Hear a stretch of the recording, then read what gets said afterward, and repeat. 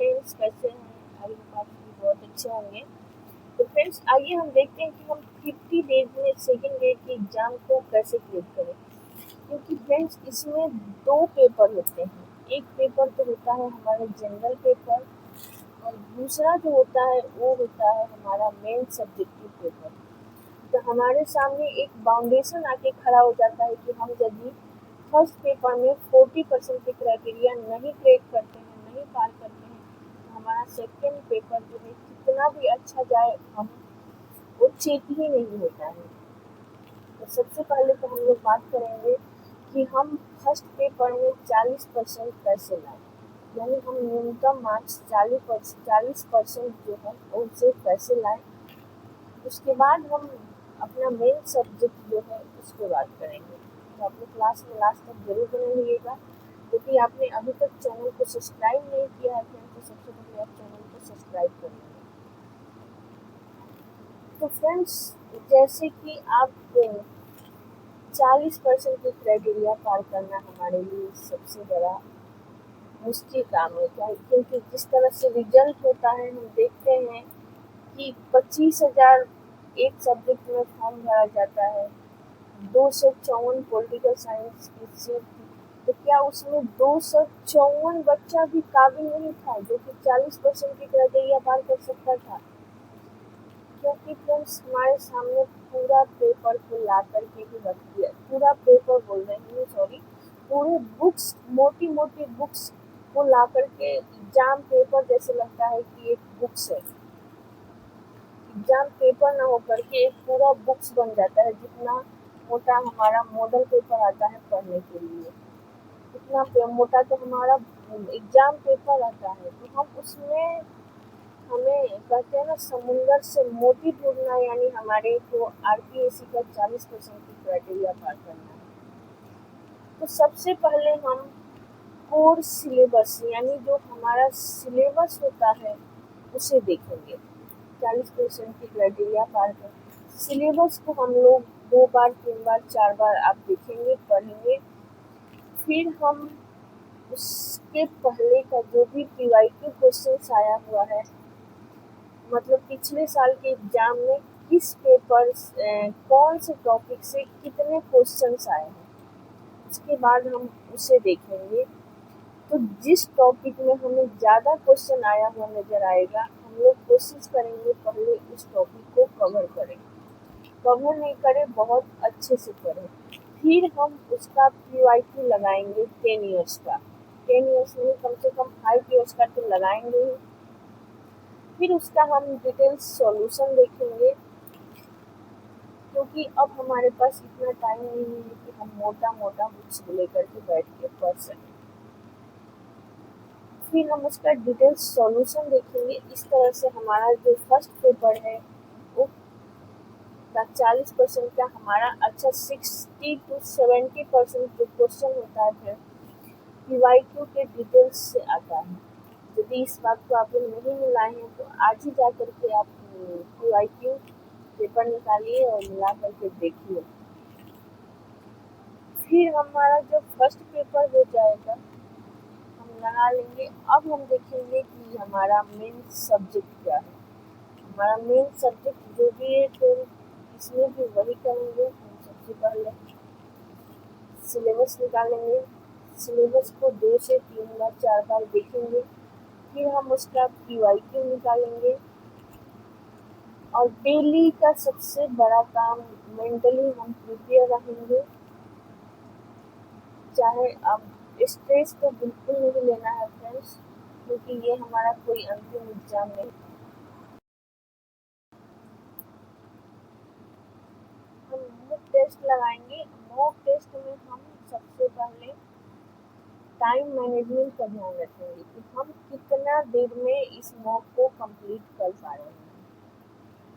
तो अब हम देख लेंगे कि वेटेज कितना रहता है। फर्स्ट पेपर का वेटेज, फर्स्ट पेपर के जो सब्जेक्ट रहता है उसमें कौन से सब्जेक्ट का कितना वेटेज रहता है। तो फ्रेंड्स, फर्स्ट पेपर में जो राजस्थान जीके है उसका वेटेज रहता है 80 मार्क्स।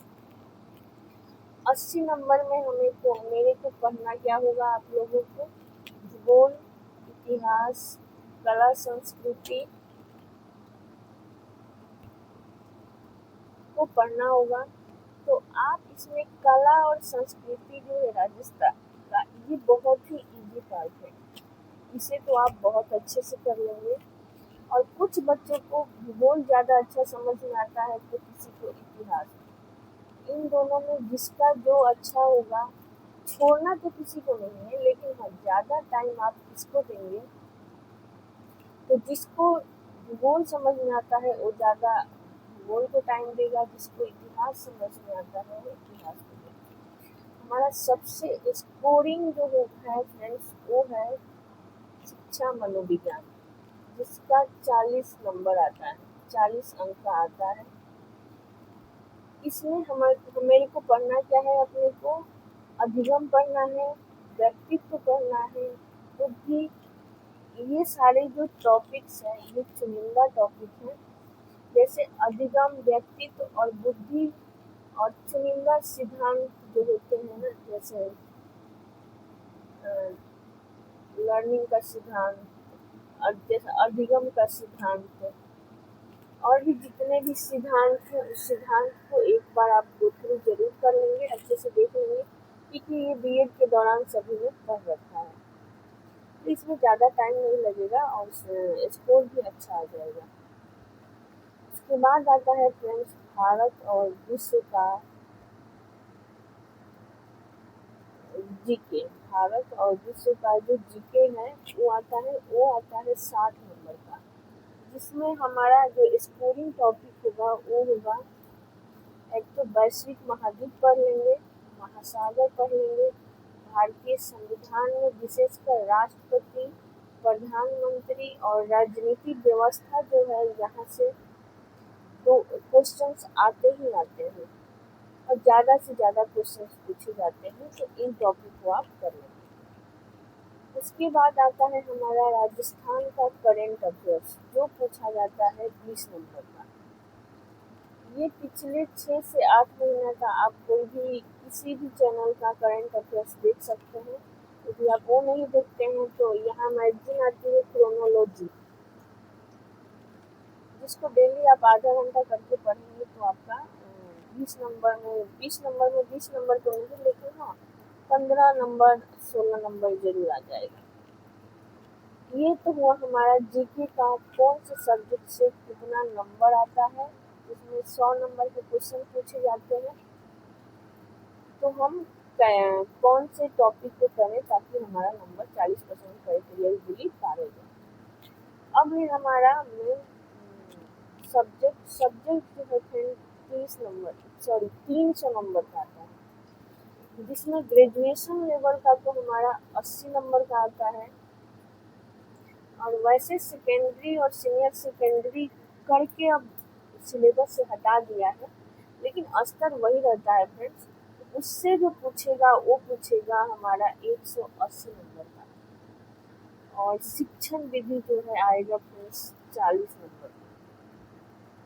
इसमें जो 40 नंबर है ना शिक्षण विधि का, ये हमारा इजीली आ सकता है। इसके लिए आप किसी भी चैनल पे शिक्षण विधि देख सकते हैं। हम भी आपको शिक्षण विधि करवाएंगे फ्रेंड्स। हमने आपको पूरी रचनाएं हिंदी सब्जेक्ट से यदि आप हैं तो करवा रखी है, पूरा व्याकरण पढ़ा रखा है। तो यदि आप नहीं देखे हैं उस क्लास को तो जरूर देख लीजिएगा। और चैनल को अभी तक आप सब्सक्राइब नहीं किए तो चैनल को सब्सक्राइब कर लेंगे। व्याकरण का जो पार्ट रहने वाला है ना फ्रेंड्स, वो सबसे ज़्यादा रहने वाला है।